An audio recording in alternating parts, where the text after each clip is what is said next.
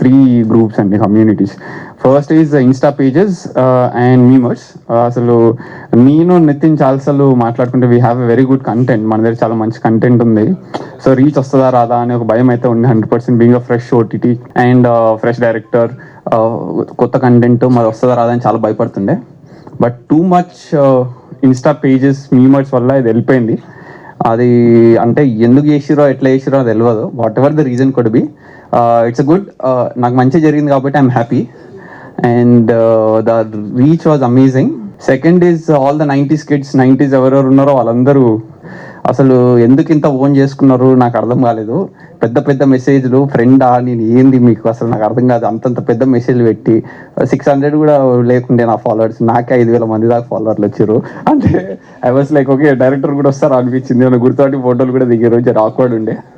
And yeah చాలా పెద్ద పెద్ద మెసేజ్లు పెట్టిరండి. అసలు యు ఆర్ మై బ్రదర్ అంటాడు ఒకడు, ఓడి సడ్ ఒకడు అంటాడు, ఓడు అల్లుడు అంటాడు, వాళ్ళ ఇష్టం ఎవరికి నచ్చింది ఆడు రాసుకుంటుండు. But I thank everybody. మా అక్క వాళ్ళు కూడా చాలా మంది నన్ను బాగా సపోర్ట్ చేశారు.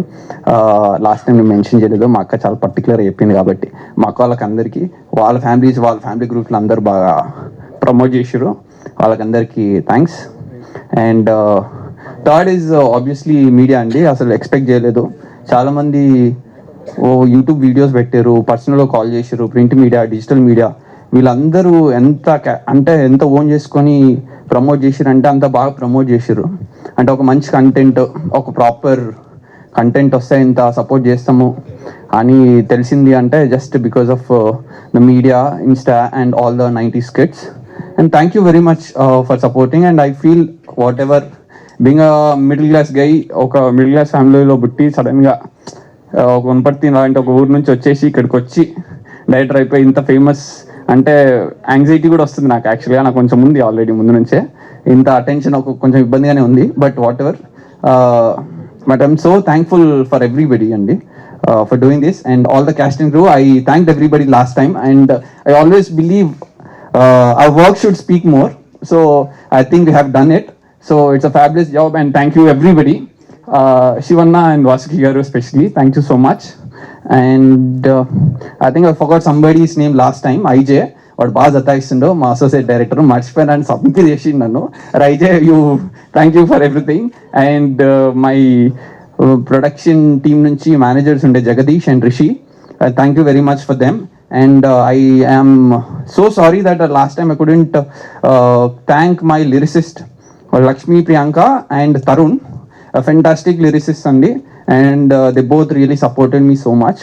And the music itla radaniki adanta వాళ్ళ వల్లే కారణం. అండ్ ఫైనల్గా I just wanted to tell one thing before I end this. Sampradayini అనే సాంగ్ చాలా బాగా ఫేమస్ అయింది. సో అది నాకు ఇంకొక 1 year టైం ఇచ్చినా కూడా నాకు ఐడియా రాదు. సో చాలామంది ఫోన్ చేసి భలే ఇన్పుట్ ఇచ్చినావు అంటున్నారు. But that was not absolutely my idea. అది నాకు ఐడియా వచ్చేది కూడా కాదు అసలు. నేను అక్కడ పోయి సెకండ్ ఎపిసోడ్లో చూసినప్పటికే ఆయన కొట్టేసి ఆయన పాడి పెట్టేసిండు. The whole credit goes to Suresh Bobbili and I don't want to take a single penny of credit money. This is absolute his idea, his vision, and please don't give me credit for that. Give me credit for writing. I absolutely take it. And the final thing I want to tell about the production house, because MNOP is a vision for all the young directors. మీరు నిర్మమాటంగా మీ కథను ఎవరు కలగకూడదు అనుకుంటే ఇక్కడికి వచ్చేసేయండి. మీ కథలో మీ content ఉంది, నమ్మకం ఉంది అంటే there is only 1.1 window which is called MNOP. Please do support us and thank you very much. Thank you, Aditya. Thank you.